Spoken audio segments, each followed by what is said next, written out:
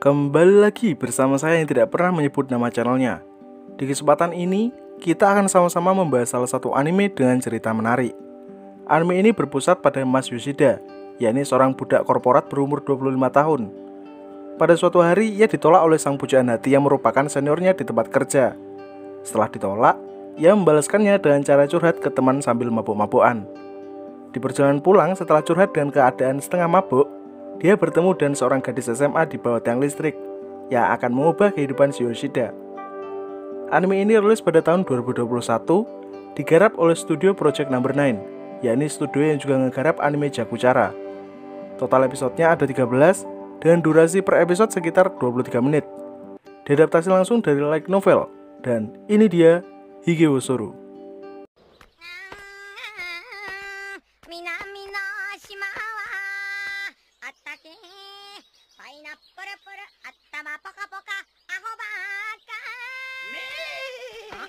Tokoh utama kita pada anime ini merupakan seorang pegawai berusia 25 tahun yang bernama Yoshida. Dia tidak akan terlempar ke isekai, namun ditolak oleh wanita yang telah ia sukai sejak lama yang bernama Goto Airi. Tentu, hal ini sangat melukai perasaan Yoshida, dan dia pun meminta rekan kerjanya yang bernama Hashimoto untuk menemaninya mabuk ceria. Setelah itu, Yoshida pulang ke kosannya, lalu bertemu dengan gadis SMA terlantar yang bernama Ogiwara Sayu. Sayu memohon kepada Yoshida untuk mengizinkannya bermalam. Sebagai gantinya, Sayu mengizinkan Yoshida untuk melakukan hubungan skidi-skidi boom bersamanya. Yoshida menolaknya, tapi dia mengizinkan Sayu untuk bermalam. Kemudian, Sayu kembali mengajak Yoshida untuk HS. Nah, berhubungan kata hubungan seksual terlalu mudah dicerna, kita akan ganti penyebutannya menjadi HS. Lanjut, Yoshida menolak, dan dia hanya meminta Sayu untuk membuatkannya sup miso. Di pagi harinya, Yoshida kembali mendapatkan godaan untuk HS, tapi dia memiliki iman kuat yang tak terbantahkan. Setelah itu, Yoshida meminta Sayu untuk menunjukkan kartu pelajarnya, dan ternyata Sayu adalah pelajar dari Hokkaido yang telah sekian lama meninggalkan rumah. Berdasarkan pengakuannya, Sayu terlibat konflik keluarga dan memutuskan untuk pergi meninggalkan rumah. Sayu bertahan hidup dengan nebeng rumah ke setiap orang dan melakukan HS sebagai bayarannya. Situasi ini mendorong Yoshida untuk memperkerjakan Sayu, hingga Sayu memutuskan untuk kembali ke rumah lamanya. Di samping itu, Sayu hanya perlu mengerjakan pekerjaan rumah tangga untuk bisa tinggal di kosan Yoshida. Saat bekerja, Yoshida mendapatkan saran dari temannya agar dia segera memulangkan Sayu ke Hokkaido, karena masalah ini cukup sensitif dan bisa menyeret nama Yoshida ke kantor kepolisian. Di rumah, Yoshida kembali mendidik Sayu dengan benar, seolah-olah jika dia ini adalah walinya. Yoshida sendiri merasa heran, kenapa bisa ada orang yang masih sakne setelah mendengar kisah kelam Sayu. Keesokan paginya, Yoshida menyadari jika Sayu telah mengenakan seragam di dalam ruangan. Dia pun memutuskan untuk membelikan sejumlah pakaian dan juga kasur agar Sayu bisa tidur dengan nyaman. Sebelumnya, Yoshida sempat menawari Sayu untuk menggunakan ponsel, tapi Sayu menolaknya karena dia telah membuang ponselnya ke laut agar teman-teman sekolah lama Sayu tidak bisa menghubunginya lagi. Kembali ke pekerjaan Yoshida, dia merupakan tipe pegawai yang tak segan-segan mengoreksi kesalahan juniornya. Hal ini menjadi poin plus di mata junior Yoshida yang bernama Mishima Izuha. Dengan begini, Mishima mengajak Yoshida untuk minum-minum suatu saat. Semenjak kedatangan Sayu di tempatnya, Yoshida selalu berpenampilan rapi dan tak lupa untuk selalu mencukur janggutnya setiap hari. Hal ini mengundang kedatangan Goto. Ia mengajak Yoshida untuk makan yakiniku sehabis kerja. Di sana, Goto sempat bertanya mengenai perubahan Yoshida yang ia kira terjadi akibat Yoshida yang punya pacar baru. Yoshida tentu mengaku bahwa dia tidak punya pacar, lalu balik bertanya tentang ukuran dada Goto. Mantap. Sehabis pulang makan yakiniku, Yoshida langsung disambut Sayu yang menyuruh Yoshida untuk segera mandi karena bajunya bau yakiniku. Usai mandi, Yoshida memberikan Sayu sebuah hadiah, yakni sebuah ponsel yang akan memudahkan mereka dalam berkomunikasi. Ketika Sayu tidur, dia kembali mengenang masa lalunya sebelum tinggal bersama Yoshida. Saat itu, Sayu nampak melakukan HS bersama seorang pria, dan terlihat jelas di wajahnya jika Sayu sangat tidak menikmatinya. Lanjut, Yoshida kembali bekerja di pagi harinya. Setelah itu, dia pergi nonton berdua bersama Mishima, juga menginfokannya langsung kepada Sayu. Tak disangka, Sayu malah cemburu jika Yoshida bepergian bersama wanita lain. Dan di saat yang sama pula, Yoshida dan Mishima telah selesai nonton. Lalu Mishima dan spontan memeluk Yoshida. Kejadian itu disaksikan langsung oleh Sayu, dan dia pun pergi meninggalkan apartemen Yoshida. Meski begitu, Yoshida yang baru pulang nonton langsung mencari Sayu. Sementara Sayu yang kabur malah bertemu Mishima pada sebuah taman. Mishima sadar jika Sayu adalah gadis SMA, dan dia pun memberikan dorongan motivasi kepada Sayu. Kemudian, Yoshida pun datang untuk menjemput Sayu, dan dia juga akan menjelaskan detail situasi ini kepada Mishima esok hari. Setibanya di apartemen, Sayu kembali mengajak Yoshida untuk HS, dan kali ini lebih bersifat memaksa. Yoshida kembali menolaknya, lalu membenarkan perilaku Sayu, bahwa dia tidak perlu membayar apapun dengan tubuhnya. Karena cukup dengan menyelesaikan pekerjaan rumah, Sayu sudah membuat apartemen Yoshida menjadi lebih nyaman. Kata-kata itu membuat Sayu meneteskan air mata, sebab ini adalah kali pertamanya di mana Sayu benar-benar diperlakukan dengan baik. Besoknya, Sayu mulai bekerja paruh waktu karena terlalu nganggur. Di sana juga ada pekerja senior yang seumuran dengannya. Gadis ini bernama Yuki Asami. Asami sempat memaksa Sayu untuk bermain ke rumahnya, dan tentu itu mengejutkan Yoshida. Mereka bertiga makan malam bersama di apartemen Yoshida. Lalu Yoshida akan pergi mengantarkan Asami pulang. Di tengah jalan, Yoshida memberitahu hubungannya sebenarnya antara dia dengan Sayu. Asami tentu menerimanya dengan baik. Lalu Yoshida memberikan permintaan kepada Asami agar dia menjadi teman yang baik untuk Sayu. Lalu Asami balik memberikan saran agar Yoshida berhati-hati dan senyuman palsu yang biasa Sayu pakai. Keesokan harinya, Yoshida tidak bisa pulang lebih awal karena Goto kembali mengajaknya makan malam bersama. Di sana, Goto mengungkapkan perasaannya setelah sekian lama ngeghosting Yoshida.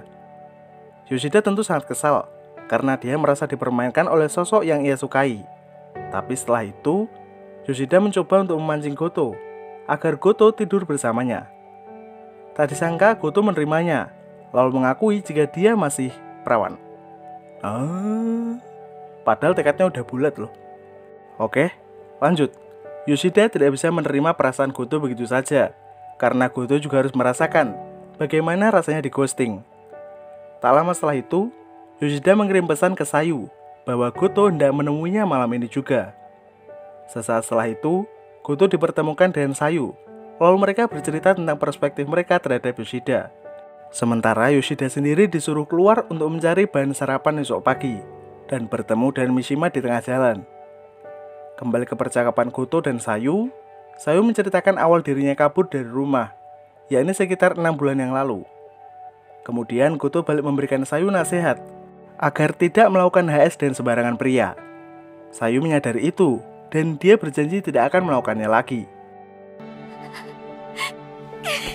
2 bulan semenjak Sayu tinggal bersama Yoshida, dia dikejutkan dengan kemunculan pria yang bernama Yaguchi, yakni pria yang dulunya sempat meniduri Sayu untuk beberapa waktu, dan juga senior Sayu di tempat kerja. Yaguchi meminta Sayu untuk bermain ke tempatnya, dan berjanji tidak akan membocorkan masa lalu Sayu ke orang lain. Sayu pun akhirnya mengajak Yaguchi, namun setelah tiba di sana, Yaguchi malah sakne, dan memaksa Sayu untuk melakukan HS. Tapi untungnya, Yoshida datang di saat yang tepat, lalu mengusir Yaguchi dari sana. Yaguchi sendiri sempat bertanya tentang alasan mengapa Yoshida mau melindungi gadis seperti Sayu. Yoshida tak begitu mengerti, tapi dia hanya ingin menjauhkan Sayu dari orang-orang seperti Yaguchi. Dan Yaguchi berjanji untuk tidak menyentuh Sayu sekali lagi, lalu pergi dari sana. Di tempat kerja, Sayu kembali bertemu dengan Yaguchi, tapi kali ini Asami malah mendengar pengakuan Yaguchi yang hendak memaksa Sayu HS tempo hari. Asami tentu sangat marah, dan Yaguchi pun meminta maaf atas itu, dan tetap memegang janjinya untuk tidak menceritakan masa lalu Sayu. Di hari itu, Yoshida akan menginap di kantor, sehingga Asami lebih memutuskan untuk bermalam bersama Sayu. Mereka saling bertukar cerita tentang masa lalu yang telah mereka alami, juga saling memberikan dorongan agar mereka saling memperjuangkan keinginan besar mereka. Dan itu membuat Sayu sadar bahwa dia memang harus menyusun rencana untuk kembali pulang. Di saat Sayu dan Asami tengah bekerja, mereka sering dikejutkan dengan kemunculan mobil mewah yang hanya numpang parkir tanpa membeli apapun. Namun pada suatu saat, si pria yang berada di mobil keluar, dan itu sangat mengejutkan Sayu. Sayu berkata jika dia tidak ingin menemui pria tersebut, dan Yaguchi pun membantunya. Setelah itu, si pria memperkenalkan dirinya yang ternyata adalah kakak tertua Sayu, yang bernama Ogiwara Issa, yang kemudian mempertanyakan keberadaan Sayu. Hingga pada akhirnya, Yaguchi berhasil membuat Issa pergi dari sana. Tak berhenti sampai di situ, Issa dan bawahannya masih bersikeras untuk mencari keberadaan Sayu. Namun untungnya, Sayu bertemu dengan Mishima, yang kemudian mengajaknya untuk sembunyi di tempat karaoke, hingga Yoshida datang untuk menjemput Sayu. Di sana, mereka bersenang-senang, juga sempat mengobrol tentang masalah kehidupan Sayu, dan Mishima bertindak layaknya orang dewasa pada umumnya, yakni memberikan edukasi yang baik kepada Sayu. Lalu, Yoshida pun datang, dan mengajak Sayu untuk segera pulang. Yoshida juga sempat mengajak Mishima untuk makan malam, tapi dia menolak, kemudian menangis setelah Yoshida dan Sayu pergi dari sana, karena dia sangat iri dengan ekspresi bahagia Yoshida ketika mengajak Sayu pulang. Di perjalanan, Yoshida sempat melihat sebuah poster mengenai festival musim panas yang akan digelar beberapa waktu mendatang. Tentu, mereka berdua pergi ke festival pada waktu tersebut, dan Sayu mengenakan yukata yang ia sewa. Mereka begitu menikmati suasana di sana, hingga Yoshida tanpa sengaja membayangkan tentang apa jadinya jika Sayu tak lagi bersamanya. Namun meski begitu, Yoshida memanglah harus merelakan kepergian Sayu, meskipun Sayu sendiri masih bimbang untuk mengambil keputusan. Keesokan paginya, Yoshida kedapatan tamu tak diundang, yang ternyata adalah Issa. Tujuan kedatangan Issa sudah dipastikan, bahwa dia berniat untuk menjemput Sayu. Sayu sendiri mengatakan jika Yoshida adalah orang baik, yang bahkan mampu mengubah pandangan hidupnya.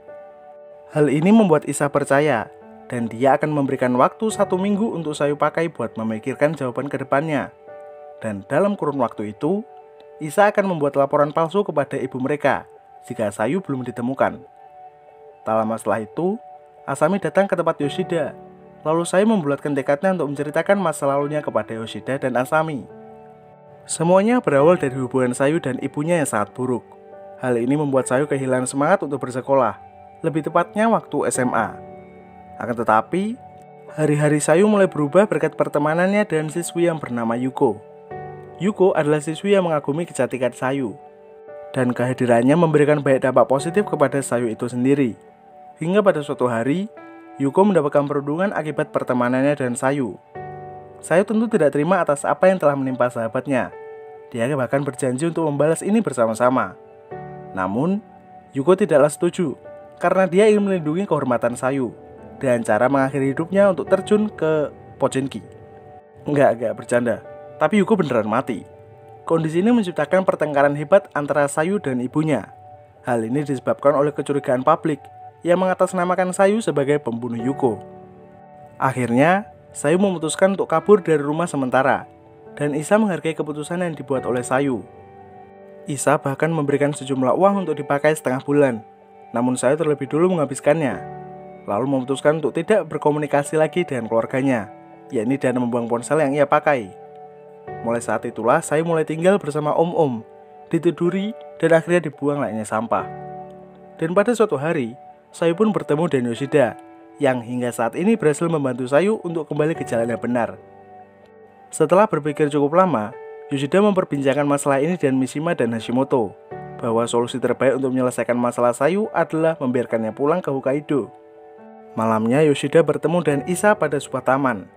Issa tentu meminta maaf atas apa yang ia ucapkan tempo hari, dan ia juga berterima kasih karena Yoshida sudah merawat Sayu selama ini. Issa juga bercerita tentang awal mula ibu mereka membenci Sayu, di mana semuanya berawal tatkala ayah mereka memutuskan untuk cerai dan menyuruh si ibu untuk mengaborsikan Sayu. Sayu sendiri tumbuh menjadi anak yang ceria, sekalipun ia tidak mendapatkan kasih sayang dari ibunya, karena si ibu merasa jika Sayu adalah bukti bahwa si ayah membencinya. Besoknya, lebih tepatnya saat Yoshida tengah sibuk bekerja, ia kedapatan masalah di mana Sayu dikabarkan menghilang dari apartemen. Hashimoto dan spontan meminta izin untuk segera pulang bersama Yoshida dan Mishima yang akan menghandle pekerjaan mereka. Di perjalanan, Hashimoto sempat menanyakan perasaan Yoshida yang tidak mau mengantarkan Sayu untuk pulang ke rumah. Ia juga mengatakan bahwa Sayu tidak akan dijamin bahagia meski Yoshida membiarkannya pulang. Tak lama kemudian, sampailah mereka di kediaman Yoshida dan bertemu Sayu yang sudah menunggu bersama Asami dan Goto. Ternyata, Sayu berniat untuk mencari tempat kerja Yoshida dan mengajaknya untuk pulang bersama-sama. Sadar akan hal ini, Sayu tentu meminta maaf karena sudah merepotkan semua orang dari terakhirnya.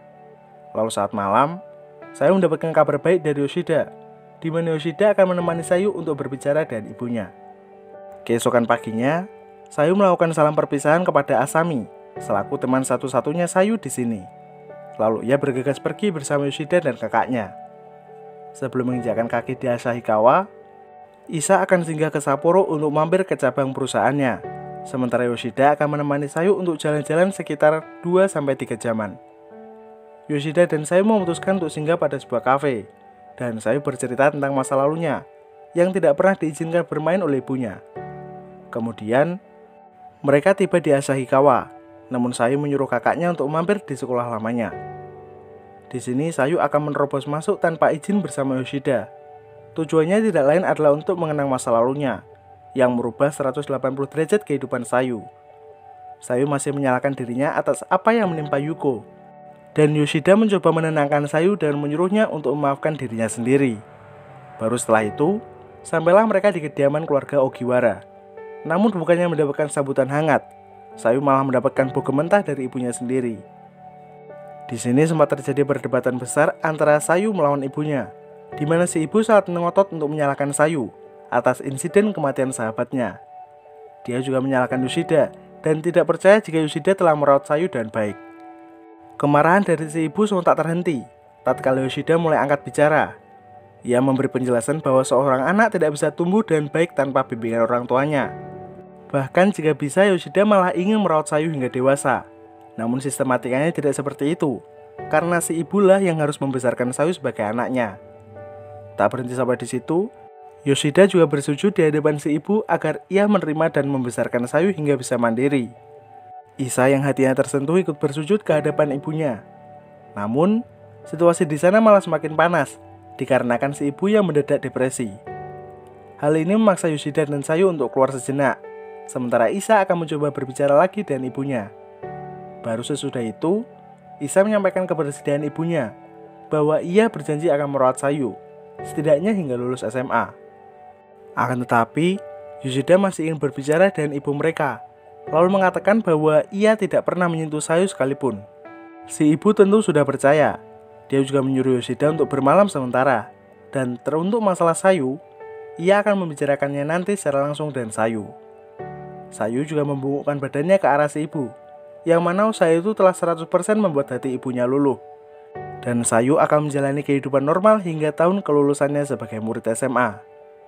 Malam itu, Sayu kembali menyelinap ke kamar Yoshida untuk terakhir kalinya, dan ia juga sempat menggoda Yoshida untuk latihan kungfu.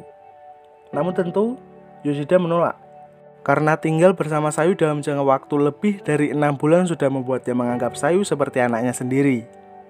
Besoknya, barulah Yoshida bergegas untuk pergi ke bandara. Isa mengantarkannya sembari mengucapkan terima kasih atas jasa Yoshida. Kemudian, Yoshida juga melakukan salam perpisahan dengan Sayu. Lalu ia pun bergegas untuk keberangkatannya. Sesamanya di rumah, Yoshida malah kembali mengenang kehadiran Sayu, karena keberadaan buku resep makanan yang Sayu tulis secara manual. 2 tahun kemudian, Yoshida telah menghabiskan waktunya untuk bersenang-senang bersama Hashimoto, Mishima, dan Goto. Malahan untuk sekarang, Goto sudah memberikan respon yang positif kepada Yoshida, hingga bahkan mengajaknya untuk Bay1 Mobile Legends. Kala itu, Yoshida menolak ajakan teman-temannya untuk pergi minum-minum, karena ia punya janji untuk jalan bersama Asami. Namun di tengah jalan, Yoshida kembali bertemu dengan Sayu yang telah beranjak dewasa. Dan sekali lagi, Sayu meminta Yoshida untuk bermalam di kediamannya. Lalu anime pun berakhir.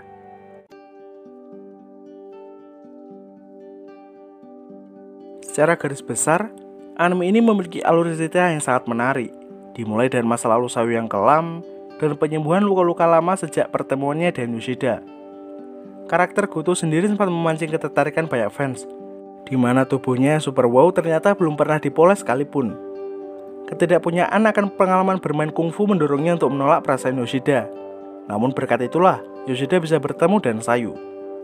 Seperti biasa, tolong koreksi jika ada kesalahan dalam pembahasan. Pertanyaan lebih lanjut bisa kalian sertakan di kolom komentar. Terima kasih banyak buat kalian yang udah nonton video ini sampai habis. Keiko, watashi wa arigatou. Mata aimasho.